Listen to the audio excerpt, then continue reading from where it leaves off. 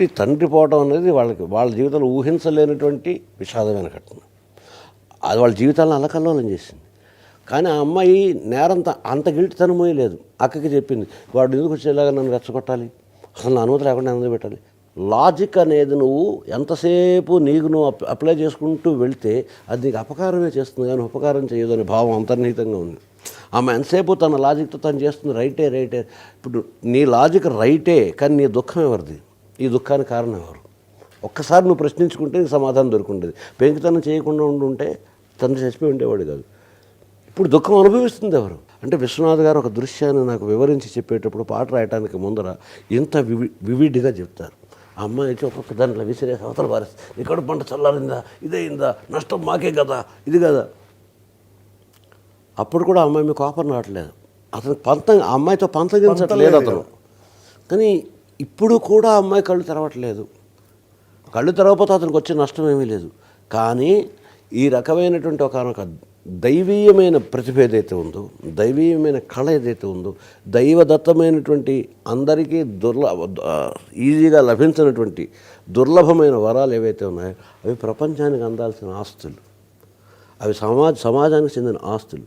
Already ఇదే భావం చెప్పేశాను, 2 పాటల్లో చెప్పేశాను. మళ్ళీ ఒకే భావాన్ని మామూలుగా ఇవాళ వస్తున్న సినిమాల్లో 5 పాటలు లేదా 6 పాటలు 7 ఫైట్లు, ఒక ఫార్ములా ఉంది. ఆ పాటకి ఇందులోంచి అర్థం అందులోకి ఒకలాగే ఉందండి, అందులోంచి అర్థం ఇందులోకి వేరేగా వెళ్ళిందని ఎవరు అడగరు. వాటికి ఒక అర్థం అక్కర్లేదు, మ్యూజిక్ అంతే. 2 పాటలు ఒకే ట్యూన్లో ఉంటే అడుగుతారేమో తప్పిస్తే 2 పాటలు వేరియస్ ట్యూన్లో ఉండి ఒకే లిరిక్ని ఎవడు అడగడు.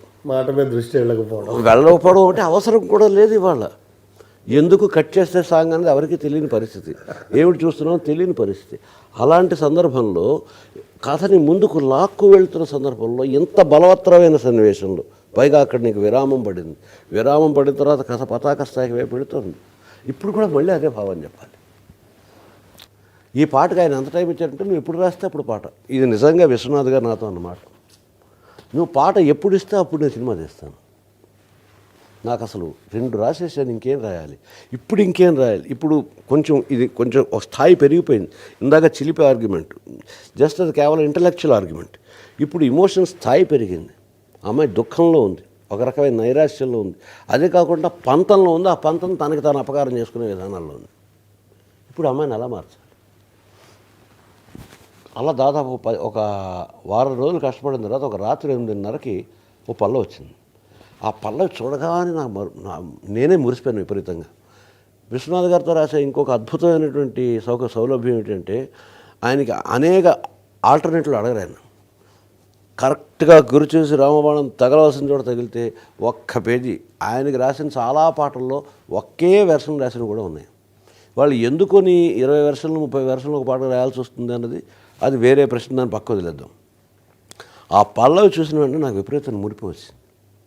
అద్భుతమైన పల్లవి రాసి విశ్వనాథ్ గారు ఎగిరి గంతులు వేస్తారు, ఆనందపడిపోతారు అని వెంటనే ఇంటి నుంచి బయలుదేరి ఆయన ఇంటికి వెళ్ళిపోయి ఆ పల్లవి వినిపించి, నేను అనుకున్నట్టే ఆయన ఆనందంతో ఉబ్బి తబ్బిపోయిపోయి అత్యద్భుతంగా ఉంది.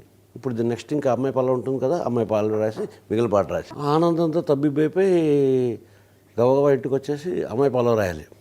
ఆ పల్లవి ఎంతగా కదా వస్తుంది. అది చదువుతూ అమ్మాయి పల్లవి రాయాల్సి వచ్చే టైంకి నాకు అర్థమైంది, నా పేక నేను ఉరితాడు వేసుకున్నాను. ఒకటి విశ్వనాథ్ గారి దగ్గరికి వెళ్ళి అది ఒప్పించేయడం ఓ పొరపాటు, అది గొప్పగా వచ్చేసి సంతోషించడం మరో పొరపాటు. కానీ ఇక్కడ 2 పాత్రల్ని కూడా మనం కరెక్ట్గా బ్యాలెన్స్ చేయాలి. ఆ అమ్మాయి తరఫున ఆలోచిస్తే ఆ అమ్మాయి చెప్పేది మాట రైట్ అనిపించాలి. ఇదే మనం 2 పాటల్లో సాధించుకొచ్చింది. ఇక్కడ కూడా అదే చేయాలి.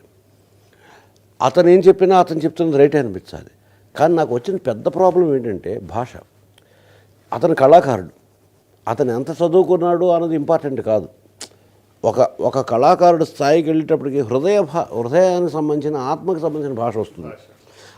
సో కళాకారుడు కాబట్టి అతను ఇక్కడ ఒక చిన్న తీవ్రమైన ఒక భావం తీసుకుని, అలా ఉండాలి, నువ్వు ఇలా ఉండాలి, ఇలా ఎందుకున్నావు, నువ్వు ఎందుకు గుర్తించట్లేదు, శివ పూజకు చివురించిన సిరిసిరిమవ్వా అని స్టార్ట్ చేసి, అసలు నువ్వు మనిషివి కాదు, నువ్వు ఒక పోతపోసిన నాట్యకళవి. పోతపోసిన నాట్యకళవి మాత్రమే కాదు, నువ్వు ఒక చిరిసిరి మువ్వవి. ఎందుకు పూసావు అంటే శివ పూజకు చివురించావు. మువ్వ అనేది ఒక లోహంతో తయారు చేసే వస్తువు, అది చివురించడం ఏమిటి? పైగా శివ పూజకు చివురించిన ఒక ప్రత్యేకమైనటువంటి ఆ పువ్వులాగా ఉండడం ఏమిటి? ఇక్కడి నుంచి పట్టుకుని మొత్తం నా కవిత సర్కస్ అంతా చేశా. శివ పూజకు చివురించిన సిరిసిరి మువ్వ, మృదు మంజుల పద మంజరి పూచిన పువ్వ. ఇక్కడ నేను భాష నా ఇష్టం వచ్చిన స్థాయిలో వాడతా, ఒక కవికి తగిన భాష అన్న లెవెల్లో వాడేస్తున్నాను. పూచిన పువ్వ అన్నప్పుడు పువ్వు దేనికి పూస్తుంది?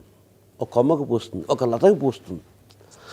ఆ అమ్మాయిని నువ్వు వర్ణిస్తున్నావు, నువ్వు సిరిసిరి మువ్వవి, నువ్వు ఒక పువ్వువి, అంటే పూసిన మువ్వవి. మువ్వ పువ్వు పూయాలంటే పువ్వు తీగకు పువ్వు కొమ్మకు కానీ తీగకు కానీ పువ్వాలి. నువ్వు ఒక తీగకు పూసిన పువ్వువి. ఏ తీగది? మృదువైనటువంటి మంజులమైనటువంటి పాదాలు అనే లతకి పూసిన పువ్వువి. మృదు మంజుల పద మంజరి, మంజరి అంటే పొదరిల్లు. మృదువైన మంజులమైన మనోహరమైనటువంటి సుకుమారమైనటువంటి పాదాలు అనేటువంటి పూపదకు పూసినటువంటి మువ్వవి నువ్వు పూసింది శివ పూజకు పూసావు. యతిరాజుకు ఎందుకు పూసినట్టు?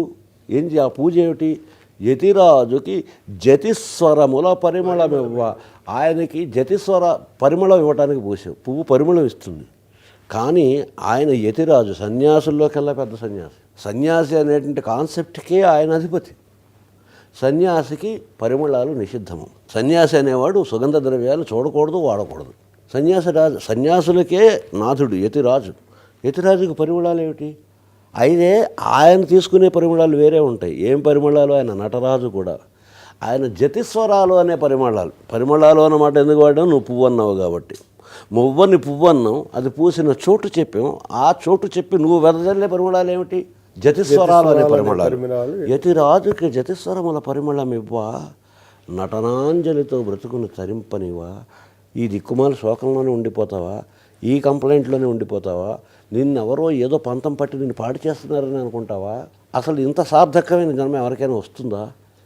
శివుణ్ణి పూజించడానికి ఒక తుమ్మి పువ్వుగా పుట్టడానికైనా ఎంతో ధన్యత కావాలి.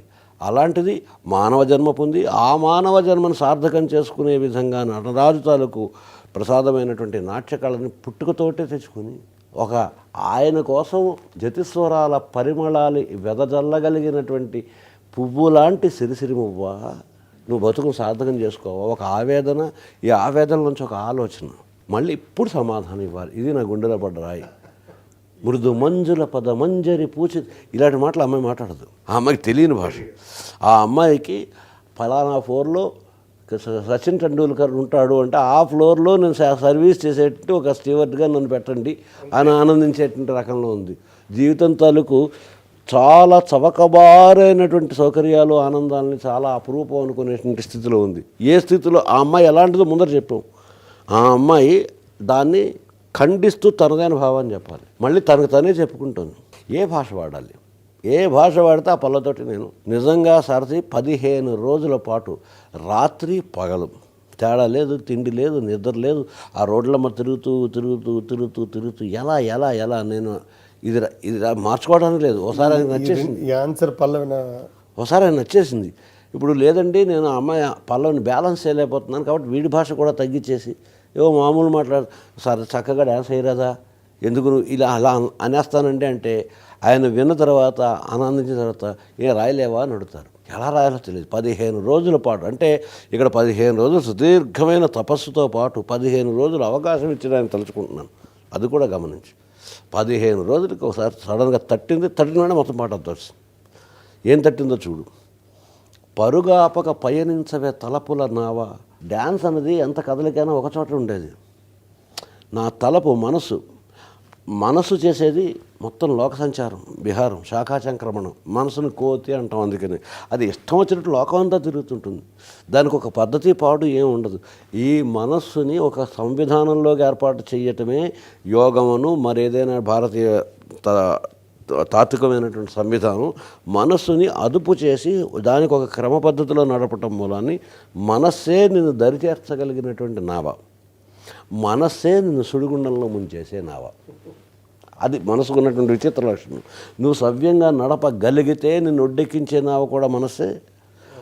నువ్వు దాని మీద అదుపు కోల్పోతే నిన్ను ఆ జలపాతాల్లోంచి కిందకి పడతోసేసేది, సుడిగుండాల్లోకి తోసేసేది కూడా నావే. ఆ అమ్మాయి తన తలపుని చాలా ప్రియమైన నావగా భావిస్తుంది. పరుగాపక పయనించవే తలపుల నావా, కెరటాలకు తల వంచితే తరగదు త్రోవ. కెరటాలు తాళాలు ఇస్తున్నాయి కదా అని చెప్పి అక్కడ కథాకళి చేస్తూ ఉంటే నువ్వు వెళ్ళదలుచుకుని చూడకి ఎక్కడికడితే అక్కడికి వెళ్ళవు. ఎక్కడికో వెళ్ళాలనుకుంటున్నావు, సముద్రాలు దాటి అమెరికా వెళ్ళాలనుకుంటున్నావు, ఇంకేదో చేద్దాం అనుకుంటున్నావు. కెరటాలు మంచి అద్భుతమైనటువంటి రిథం ఇస్తున్నాయి కాబట్టి ఇక్కడే కూర్చొని నేను కథకళి తతథై అని ఆడతాను అనద్దు. కెరటాలకు తల వంచితే తరగదు త్రోవ, ఎదిరించిన సుడిగాలిని జయించినావా, మది కోరిన మధుసీమలు వరించిరావా.